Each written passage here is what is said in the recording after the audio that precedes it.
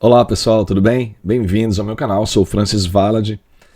Ontem eu fiz um vídeo, o vídeo começou um pouco atropelado, hoje tomei um pouquinho mais de cuidado aqui para que isso não se repita. Temos muita coisa para falar, né? Para começar, os meus vídeos ficam sempre longos e hoje eu vou tentar fazer ele mais curto, se tudo correr bem. Porque daqui a pouco também tem que sair para concertos, mas vamos a isso, né? Para quem não me conhece, eu sou o Francis. Aqui em cima está meu QR Code para quem quiser ler os meus livros. Você clica ou faz a leitura do QR Code, ele vai te encaminhar para minha página da Amazon para vocês poderem abaixar meus livros e ler, ok? Meus e-books. São 21 temas, é bastante diversificado e vocês vão ter bastante opção de leitura, ok? Para quem gosta de leitura, é a minha indicação para vocês conhecerem meu trabalho, tá bom? Aqui embaixo está minha página do X, né? Então é @francisvalad, aqui do outro lado o PayPal, para vocês poderem colaborar com essa figura aqui, tá bom? Então, como tem bastante assunto e eu quero tentar fazer esse vídeo um pouquinho mais curto, eu vou dar uma acelerada aqui nos comentários. E o meu primeiro comentário aqui vai ser sobre uma coisa que me chamou muita atenção, que foi o Fux, um dos ministros, Luiz Fux, ministros da nossa Suprema Corte, do STF, dizendo uma coisa muito particular, muito interessante. E vou deixar aqui o vídeo para vocês observarem o que ele está dizendo, que é um chacoalhão nos outros ministros, né? Nos outros 10 ministros.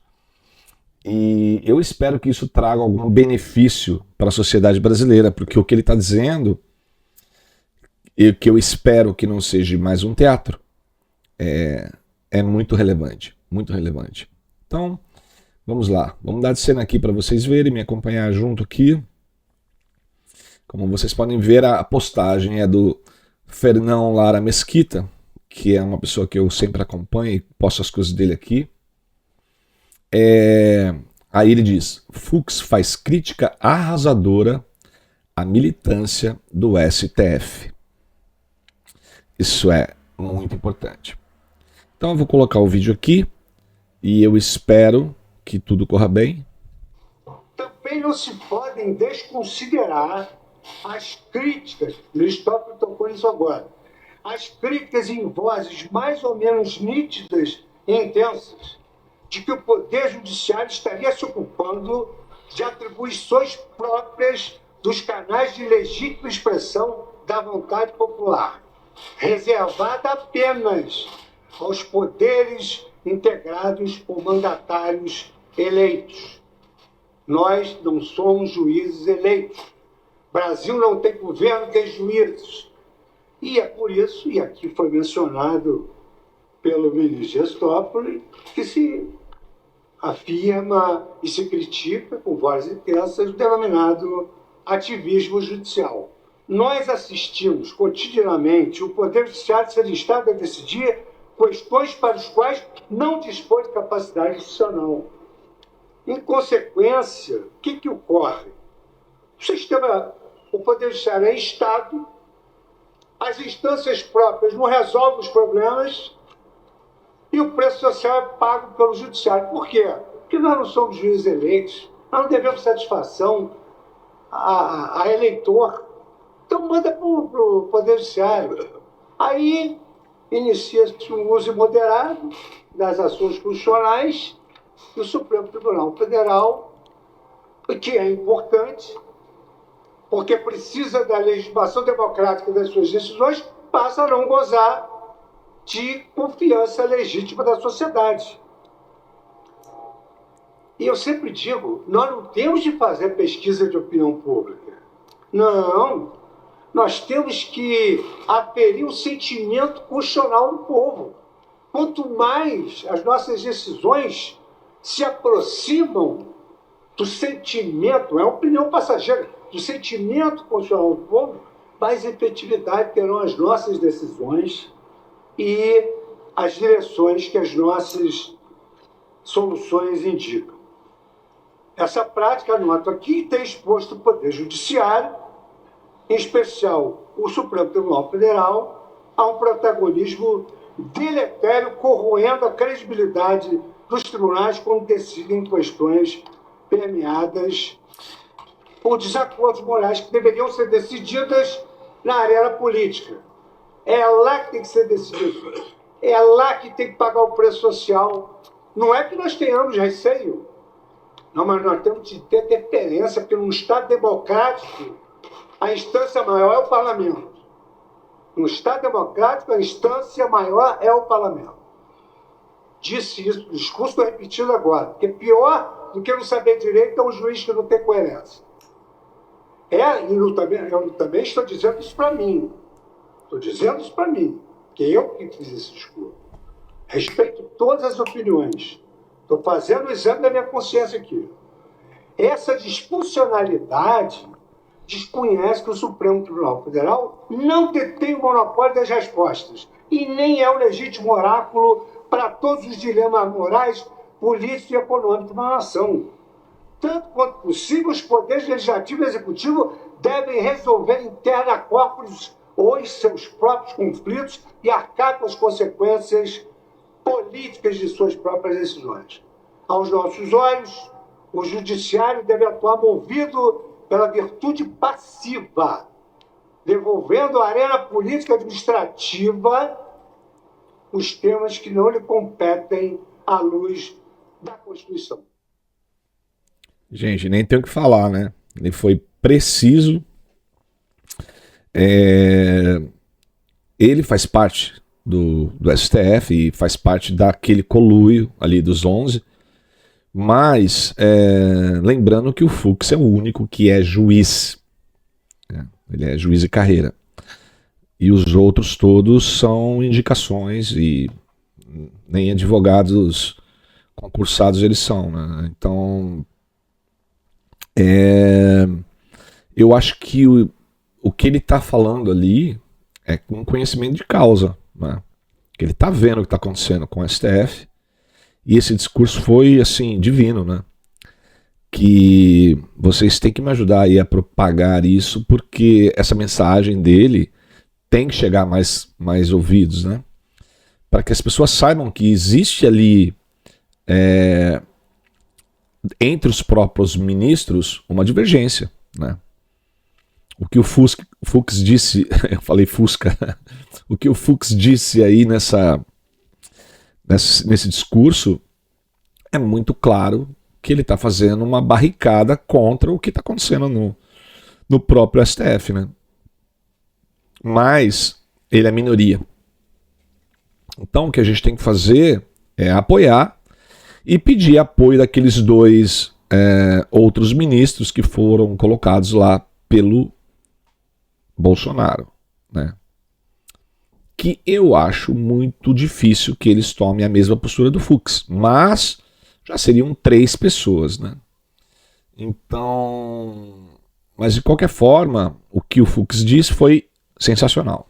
Parabéns ao ministro e que isso vire norma e que vire lei oficializada, porque o que ele disse nada mais é do que seguir a Constituição brasileira.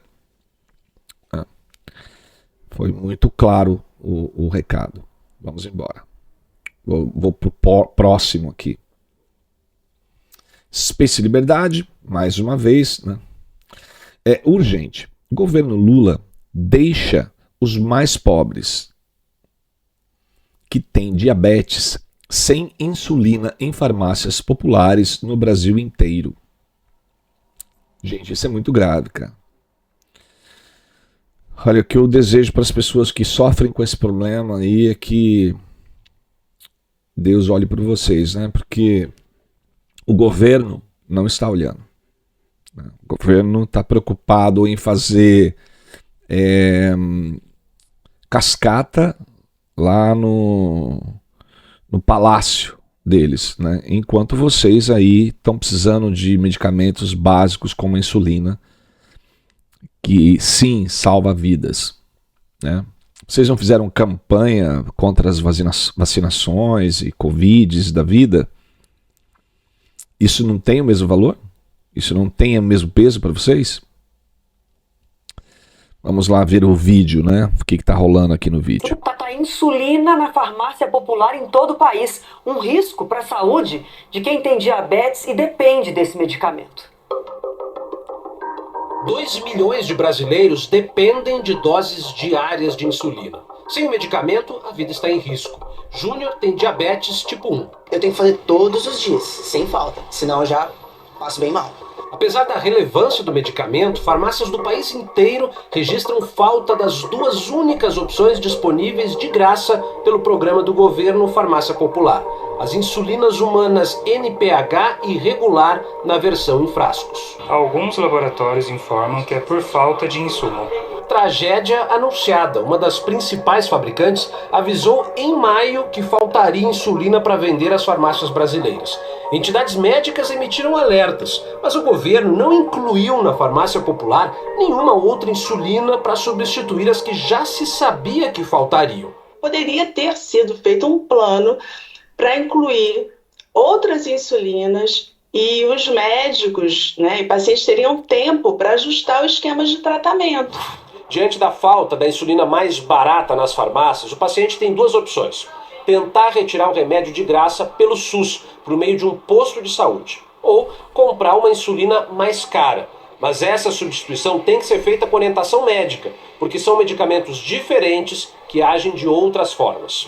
As opções mais em conta custam cerca de R$ 150 por mês. Nas farmácias públicas, o Ministério da Saúde afirma que o abastecimento não foi prejudicado, mas usuários relatam faltas pontuais ou fracionamento devido à escassez. Essa semana no postinho não tinha regular, por exemplo. Mas isso já é uma coisa normal até também. Numa reunião da comissão que incorpora remédios ao SUS, um representante do Ministério da Saúde admitiu dificuldade para comprar insulina. E foram 4 pregões, no decorrer desse ano, que 2 deles, um de frasco, um de caneta, totalmente fracassados, e 2 com participação parcial das empresas. Amanhã vamos mostrar que uma fábrica inaugurada no início do ano, com a promessa de resolver a falta de insulina no Brasil, ainda não fornece medicamentos para o SUS. É isso, gente. Eu deixei correr toda a matéria aqui para vocês verem que está sendo noticiado e que é grave, né? Eu acho um descaso com as pessoas, cara. Isso não devia acontecer em lugar nenhum do mundo, né? Porque a insulina é uma coisa básica que todos os países têm que cuidar, né, das pessoas que necessitam desse medicamento. E o Brasil não podia deixar o vexame de lado, né? Tinha que entrar nessa doença de não ligar, né, para as pessoas. E uma prova disso é essa próxima matéria aqui, né? Olha isso aqui. Rafael Gloves. Justiça feita. KKK. Por que ele tá rindo? Comissão de Ética arquiva denúncia contra Silvio Almeida. Você lembra daquele ministro, ex-ministro dos direitos humanos, né? Direitos humanos. O cara tem um caminhão de acusações contra ele, inclusive de uma outra ministra. E ele, olha que bonita notícia, simplesmente foi arquivada a denúncia.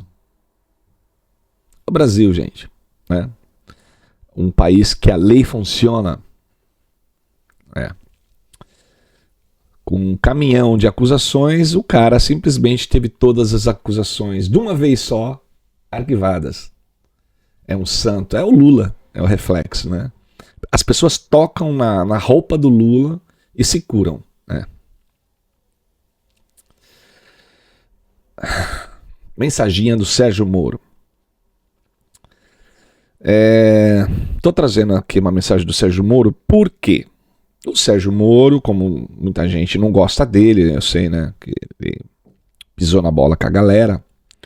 Mas às vezes ele vem com umas notícias que são importantes, de relevância, por ele ser um juiz também, né? Então, vamos lá. A crítica do New York Times aos desmontes da Lava Jato por parte do STF e sob as bênçãos do governo Lula continua repercutindo. Não é só uma questão de imagem negativa do país. Não se renuncia ao combate à corrupção sem consequências. A marca do governo Lula é a ruína econômica e moral do Brasil. Exatamente isso, né? Gente, eu lembro... Cara, como era foi bom aquilo. Eu lembro como se fosse hoje o Sérgio Moro confrontando cara a cara o Lula, ele como juiz e o Lula como réu. Vocês lembram disso? Inesquecível, né? Quem diria, né, que o Lula, através daquilo, pararia atrás das grades, né? Foi lindo, né? Pena que o sonho acabou. Aí tá aqui uma mensagem que ele próprio partilhou, que é do Poder 360. New York Times que critica a STF por desmonte da Lava Jato. Reportagem do jornal norte-americano afirma que Supremo está rejeitando evidências e anulando condenações importantes. A reportagem cita principalmente as decisões do ministro do STF, Dias Toffoli. O magistrado foi responsável por anular condenações de réus envolvidos no esquema de corrupção, como Marcelo Debrecht, Léo Pinheiro e Raul Schmidt. É isso. Os caras acabando com qualquer possibilidade da Lava Jato surtir efeito novamente, né? Ainda bem que os americanos estão de olho nisso. Aqui uma outra matéria dizendo a quem interessa a proibição do uso de celular nas escolas. Por que ele está dizendo isso? Porque esse professor esquerdista aqui, esse aí, ó, que está na tela, está falando de política atual.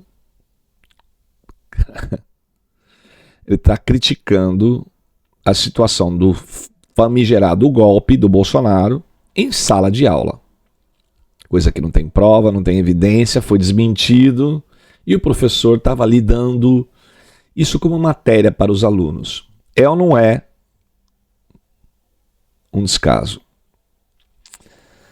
Não sei quem quer ser professor, também não quero saber, mas não deveria estar lecionando, né? Vamos ver o que esse idiota fala. De general almirante, Polícia Federal inclui 25 militares entre indiciados por tentativa de golpe.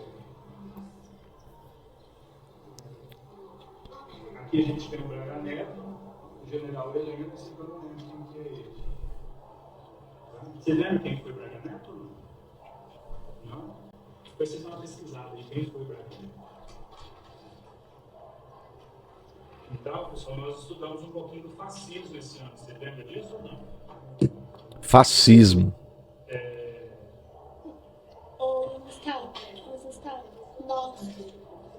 Aí a gente tem aqui, né, em áudio, general que fez plano para matar Lula diz que Bolsonaro citou assessoramento. Então a gente teve uma trama golpista no Brasil em 2022, quando, né, o Partido dos Militares perdeu as eleições. E ali eles então escalaram matar o Lula, matar o Alckmin e o Alexandre de Moraes, que é o ministro supremo do Tribunal Supremo. Gente, eu nem vou deixar continuar, porque aqui já me embrulha o estômago ver um professor falando isso para os alunos, né? É deprimente. Deprimente. Eu espero que a instituição que emprega essa pessoa aí tire satisfações com ele, né? Não precisa mandar embora, mas proíba ele de fazer esse tipo de comentário distorcido e totalmente enviesado, esquerdista, esquerdista não poderia dar aula para pessoas em colégio, pá. De jeito nenhum, porque eles são todos enviesados. Eles não conseguem se manter isentos. Mas está aí, ensinando uma coisa que nem provas tem.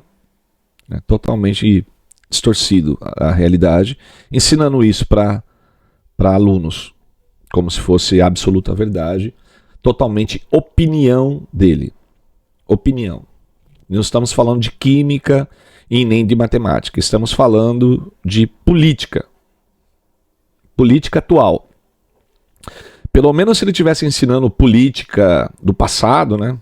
Política grega, política italiana, sei lá, políticas do passado que servem como referência, seria as políticas romanas, por exemplo, que é muito bacana estudar, mas falar sobre política atual em sala de aula é um descaso e tenho pena desses alunos aí. Próximo assunto aqui, Dama de Ferro. Cascateira esquerdista de saia justa americano, do saia justa americano, The View, descobre sua ascendência espanhola e que muito provavelmente sua família era proprietária de escravos.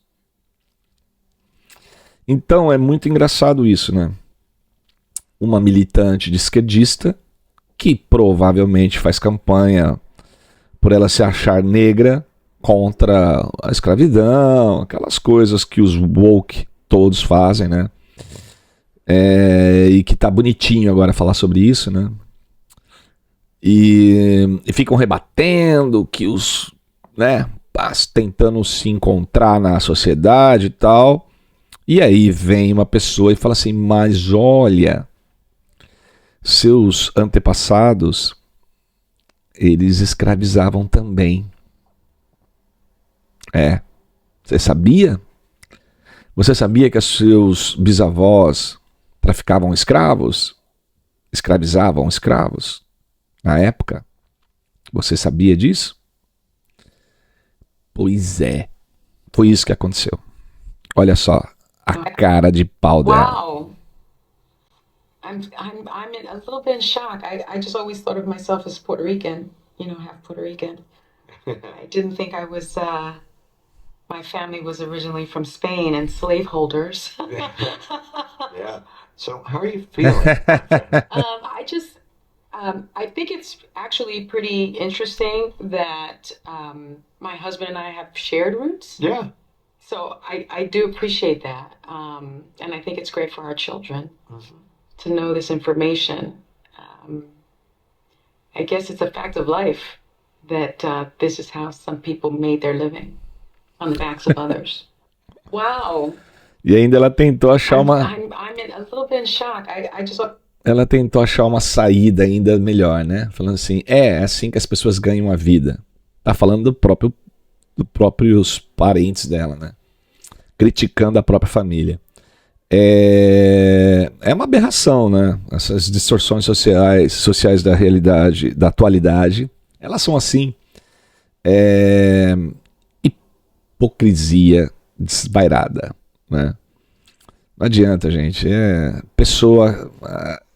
Essa geração Z e woke, eles nem história eles estudam, eles só querem lacrar, sempre. A lacração tem que acontecer. E quando você esfrega na cara deles uma realidade, eles ficam com essa cara de abóbora. Um textozinho aqui do nosso queridíssimo Augusto Nunes. Até os débeis das antigas faculdades de direito sempre souberam que desde a instalação do primeiro tribunal, o ônus da prova cabe ao acusador. O tratamento vergonhoso dispensado a Felipe Martins informa que os ministros do STF acham que cabe a um inocente provar que não é culpado. É tudo inverso, né, cara? É isso, né? O STF invertendo a lei máxima de que o inocente tem que provar que ele é inocente, né? Tá tudo invertido, cara. Não é mais a acusação que tem que provar que o outro é culpado. Inverteu, né? É ridículo. Parabéns ao Augusto aí. Vamos lá, mais uma aqui. Essa aqui é praticamente um complemento do que eu disse ontem, no vídeo de ontem, sobre educação, de famílias, de criança, o quanto é importante os pais e coisas nesse sentido que eu falei bastante ontem no vídeo. Aí essa mãe, ela fez, pra mim ela é todes, com certeza. Pelo visual já dá pra falar muito, né, quando a gente conhece um pouco. Ela tá fazendo aqui, fez um vídeo, ela própria fez esse vídeo, dizendo que ela prefere, o marido deu uma opção para ela cuidar das crianças ou pintar a casa, e ela escolheu pintar a casa. E ela tá falando aqui com as próprias palavras dela o porquê que ela teve essa opção.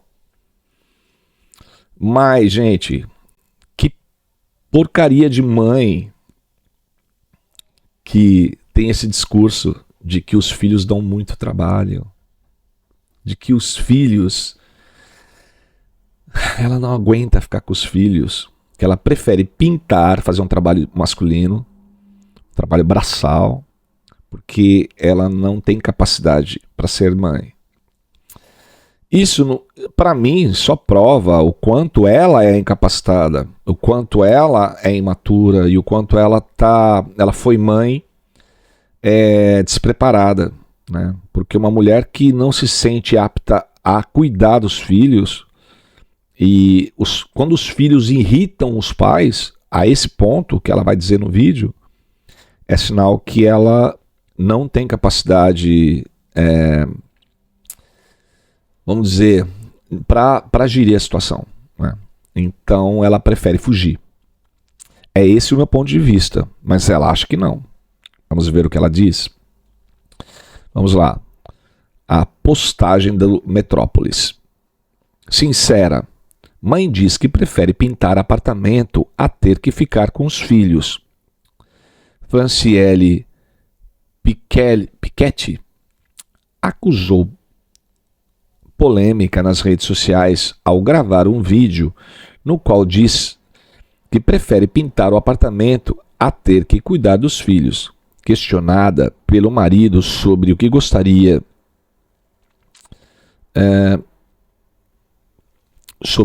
de fazer, ela surgiu com um rolo de pintar em mãos. Com humor, Franciele rebateu críticas que, ao compartilhar o registro, sabia que receberia. Isso aqui é braçal. Ficar com as crianças é mental, disse. Claro que é mental, né? Agora vamos ao vídeo. Deixa eu voltar aqui que o vídeo fica menor. Pronto, tá aqui o vídeo. Vamos voltar. Meu marido perguntou se eu preferiria pintar o apartamento ou ficar com as crianças.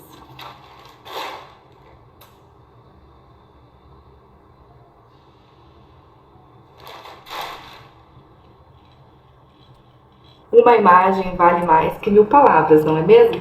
Pois Ai, é. nossa, mas você não prefere ficar com as crianças. Não. Ai, nossa, mas você prefere o trabalho pesado e ficar com as crianças. Sim. Porque isso aqui é braçal. Ficar com as crianças é mental também. Isso aqui, eu tô aqui, ó, só passando tinta na parede, com a cabeça vazia. Sem estar alerta o tempo todo, sem escutar choro, sem escutar grito, sem escutar mamãe, mamãe, mamãe a cada 2 minutos. Coloquei uma musiquinha legal aqui pra tocar, então aqui, ó. Feliz da vida, gente. Juro pra vocês. Pintar esse apartamento aqui tá sendo um dia de folga pra mim. Vocês têm noção? Que ter todo esse trabalho braçal de pintar um apartamento tá sendo um descanso. Porque descansa a cabeça. Eu sei que as crianças estão com o pai delas, que é um excelente cuidador, não preciso me preocupar com nada. Então, ó, minha cabeça tá aqui tranquila, pintando parede, vendo o apartamento ficar bonito, escutando uma musiquinha e relaxando. Tá ali o pai com os filhos.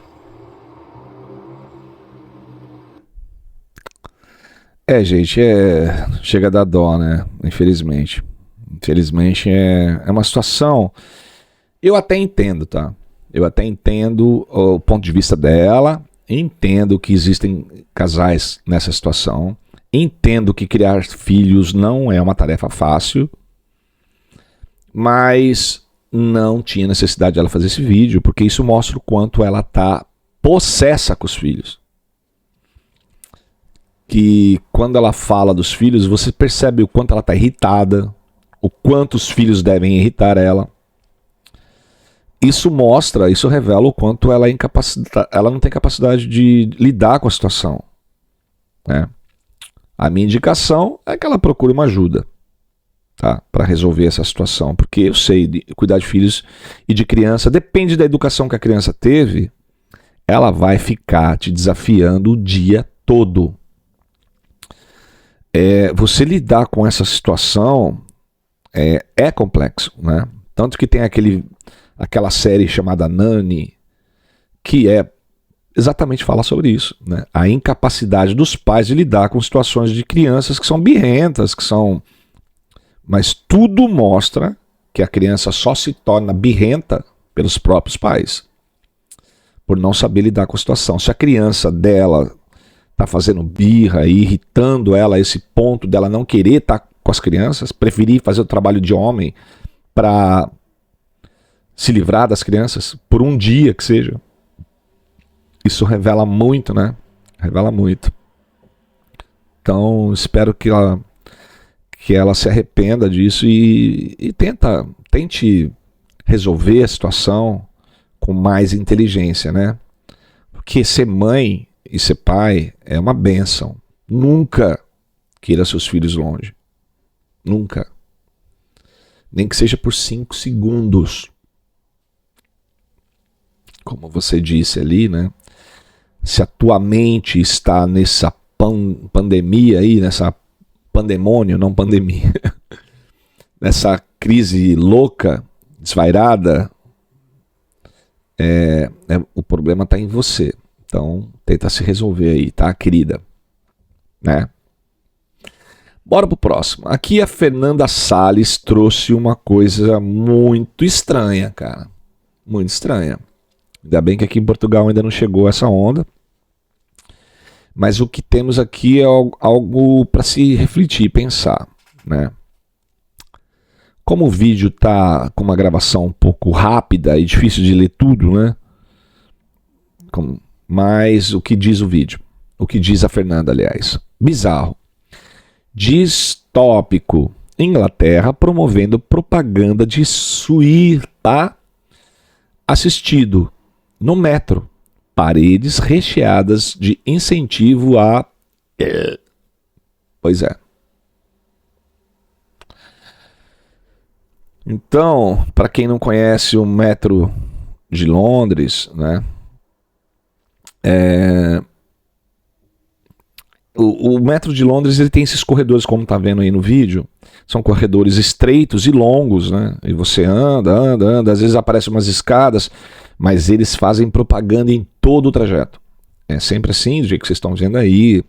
Eles fazem muito anúncio de filme, anúncio de coisas atuais, né? E, sinceramente, não estou entendendo por que eles estão fazendo essa propaganda massiva sobre SUI assistido. É uma coisa estranha. É um incentivo para quê? Fica a reflexão para vocês, né? Eu achei muito pesado isso. Vamos ao próximo. Vox Liberdade. Isso aqui é uma bomba. Só notícia boa, né? Vamos lá. PBD Podcast entrevistou a Neck Lucas. Ela diz como foi treinada para se tornar escrava sexual e espiã de David Rockefeller. Deixa eu abrir aqui. Ela diz que aos 10 anos ela foi abusada pelo ex-primeiro-ministro canadense Pierre Trudeau, pai do atual primeiro-ministro Justin Trudeau. Mas acredite, isso ainda não foi o pior. O desejo sexual de Pierre Trudeau era simplesmente repugnante, macabro. Eu, quando vou escolher esses temas aqui para trazer para vocês, gente, assim, existem coisas que são teorias da conspiração, como falar de extraterrestres e aliens e UFOs, né? Que são coisas que ninguém tem prova e não existem como vir aqui dizer é real, né? Isso aí eu deixo para os especialistas tentarem solucionar. Nesse caso aqui, é uma entrevista de uma suposta vítima. Então, que seja intriga da oposição, ok, mas ela está aqui verdadeiramente dizendo. Isso eu acho que é importante vocês próprios avaliarem e vocês próprios analisarem cada palavra que ela está dizendo aqui para saber e vocês, né, julgarem por si próprios essas informações, que para mim é gravíssimo. Então vou deixar ela própria falar aqui, o vídeo está em inglês. Justin Trudeau's father, right? That's who you're talking about. Yes. He scared me enough so that I then tell Rockefeller that that's what he wants a child to kill.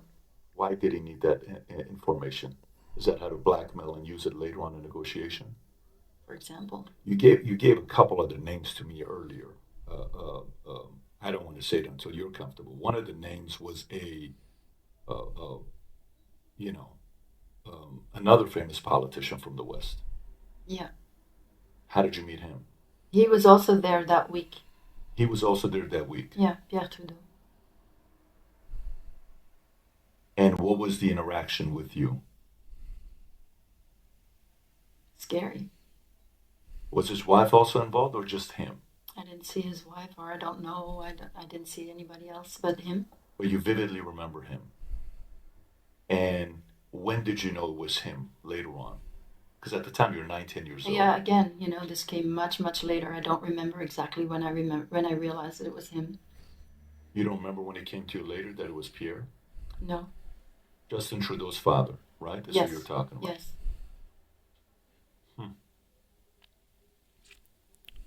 And I mean, you've never mentioned his name before, right? No. Trudeau. What was that relationship like? Or the experience like? Was it a one-day thing? Was it a repetitive that happened? All right, I'll tell you something. David Rockefeller had me trained as a spy. So I was a sex slave, of course, and I was an elite sex slave now. And I was trained as a spy through the mind control training. And so that week I was sleeping with men, and then I would go report on their weaknesses or their sexual preferences to David Rockefeller. Why did he need that information? Is that how to blackmail and use it later on in negotiation? For example. Or if he knows what they want, then he can give it to them sexually. So about Trudeau, I said that I could never please him as long as I was alive. That's how scary that was. You could never please him? If I was alive.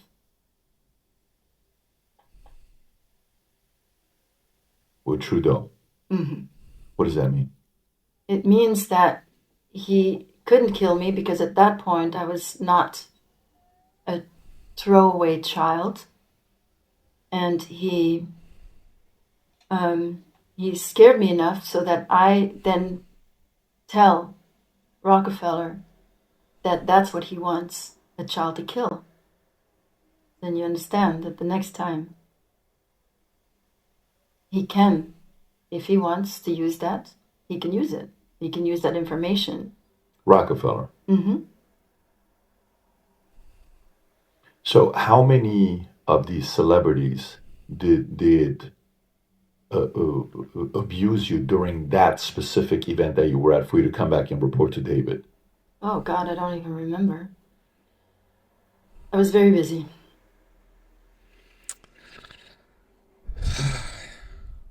Gente, você viu? Ela tá lançando um livro aqui, Quest for Love.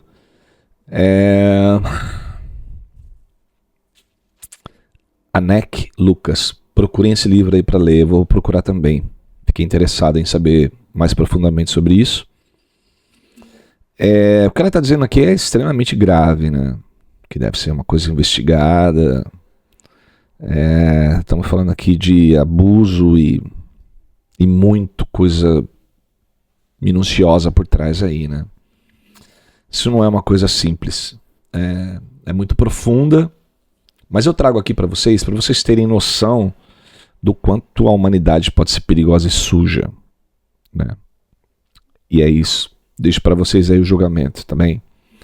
Mas procurem um livro dela. Vamos a mais. Portal da Transparência do Governo tem falha de mais de 8 bilhões. Portal da Transparência do Brasil, CGU, tem uma falha de mais de 8 bilhões. Como é que pode o Portal da Transparência ter uma falha de 8 bilhões? Alguém me explica isso? Impossível, né? É só aquelas aberrações que você fica incrédulo e é vergonhoso ser brasileiro nessas horas, né? Mas é isso, né? O mundo tá assim, né? A normalização do caos, né? E tenho mais esse textinho aqui que eu fiz hoje, falando sobre a atualidade, e eu vou ler aqui para vocês rapidamente porque é um texto curto. E é o final desse vídeo, né? Porque meus vídeos sempre são longos demais, né?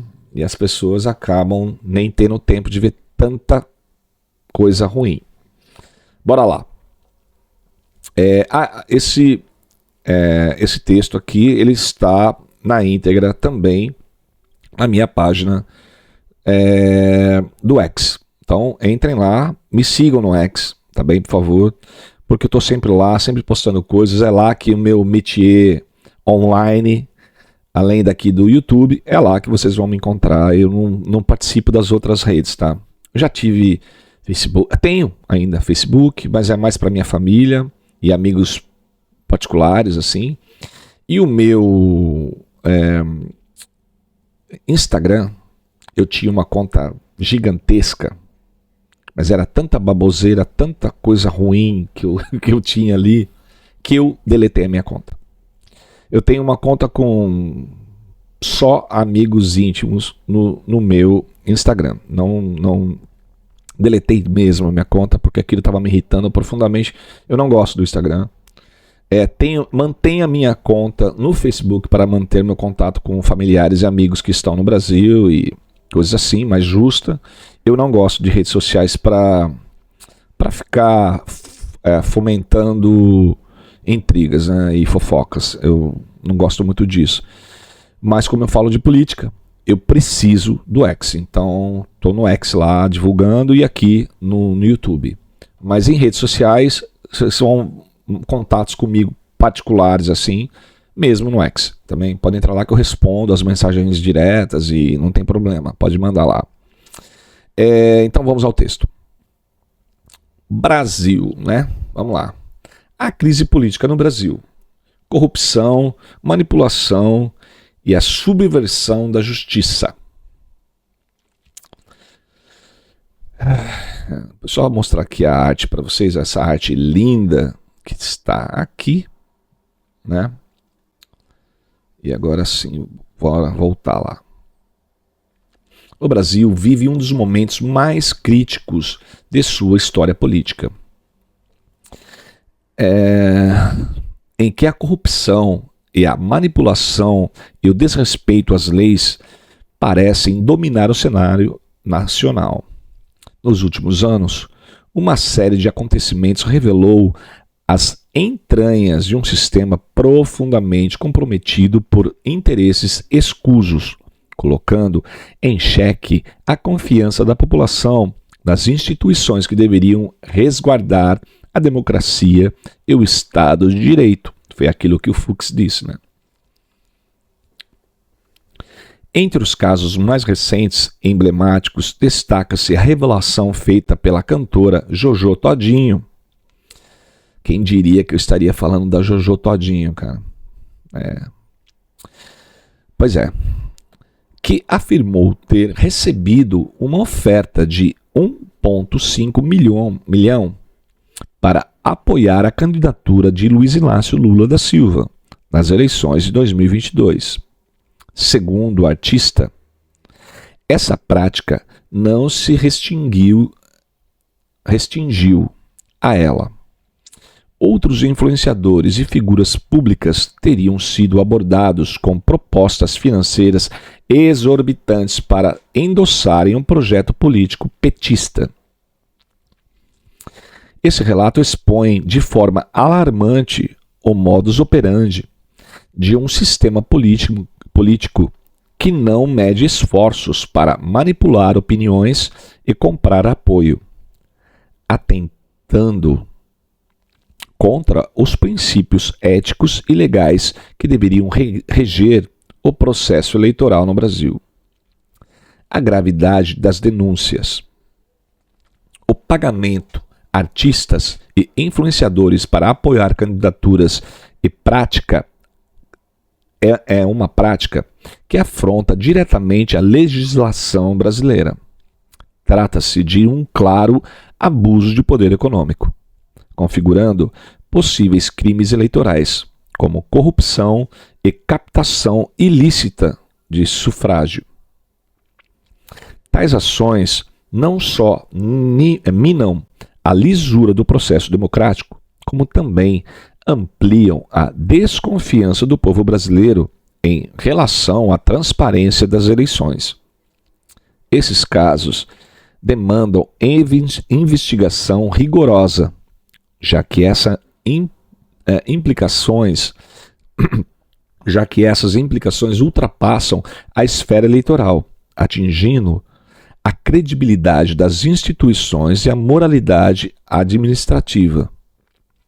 A atuação controversa do STF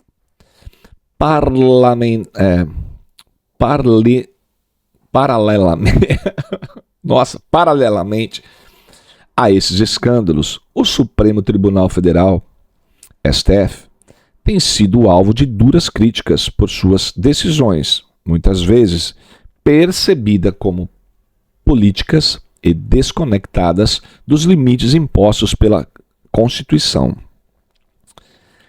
Em vez de atuar como guardião das leis, o STF frequentemente parece legislar e interferir em outros poderes, rompendo com o princípio da separação entre executivo, legislativo e judiciário. Exemplos dessas práticas incluem decisões que anulam condenações de políticos envolvidos em casos de corrupção, reinterpretando leis de maneira que beneficiaram diretamente réus poderosos. O ativismo judicial tem gerado preocupação crescente, sendo visto como um grave risco à estabilidade institucional do país. Recentemente, propostas legislativas buscavam limitar o uso de decisões monocráticas pelos ministros do STF, uma tentativa de frear os excessos que colocam em risco a democracia. Jair Bolsonaro, a vítima de um sistema desgastado. O ex-presidente Jair Bolsonaro emergem nesse cenário como uma das maiores vítimas de um sistema que opera para desestabilizar lideranças que desafiem a ordem estabelecida. Durante seu mandato, Bolsonaro enfrentou uma oposição implacável, que utilizou todos os meios para enfraquecer seu governo, incluindo articulações com o STF e a mídia. Processos de investigação contra ele têm sido amplamente vistos como perseguição política, evidenciando um esforço coordenado para apagar seu legado e afastá-lo da disputa política. É óbvio, né? Bora lá. Bolsonaro representou uma ruptura com o status quo, sendo uma voz em defesa de valores como Deus, pátria e família. Sua postura combativa contra a corrupção e contra o sistema viciado em trocas políticas fez dele um alvo prioritário, mas também o transformou em um símbolo de resistência para milhões de brasileiros que clamam por mudanças reais. O preço da corrupção. Enquanto figuras públicas e instituições se envolvem em escândalos e disputas de poder, o povo brasileiro que paga o preço mais alto. Quem paga, né?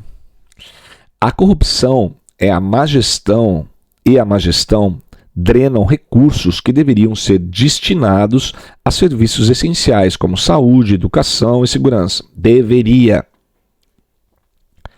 Cada decisão questionável tomada por líderes políticos ou pelo judiciário representa uma nova ferida no tecido social do país, que já sofre com desigualdade, violência e falta de oportunidades. O papel do povo brasileiro.